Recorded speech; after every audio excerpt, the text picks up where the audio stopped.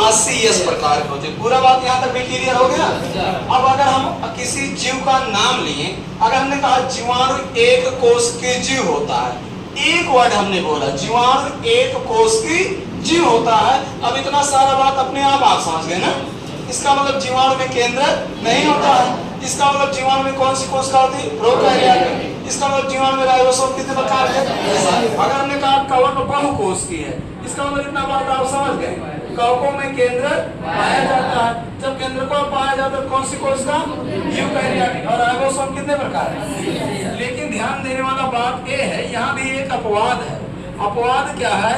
संघ प्रोटोजोआ के जीव, संघ प्रोटोजोआ, संघ प्रोटोजोआ के जीव जैसे amoeba, euglena, paramecium, leishmania, entamoeba histolytica, entamoeba gingivalis, ये सभी जीव एक कोष की होते हैं। क्या होते भैया? एक कोष की होते हैं। एक कोष की होते हुए भी इन जीवों में केंद्रक पाया जाता है। इन जीवों में केंद्रक पाया जाता है। जब केंद्रक पाया जाता है तो इनमें कौन सी कोशिका होगी भैया? यूकैरियोटिक। कौन सी कोशिका होगी? यूकैरियोटिक कोशिका होगी। और जब यूकैरियोटिक कोशिका होगी तो राइबोसोम कितने प्रकार के होंगे? 80 प्रकार के होंगे। बात समझ गए? आप ऊपर क्या पढ़े हैं कि जितने जीव एक कोष की होते हैं उसमें केंद्रक, और वो कौन सी कोशिका होती है? और राइबोसोम।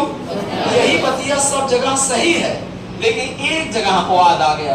अपवाद क्या हो गया? संघ प्रोटोजोआ के जीव जैसे amoeba, euglena, paramecium, leishmania, entamoeba histolytica, entamoeba जिंजिनवालिस।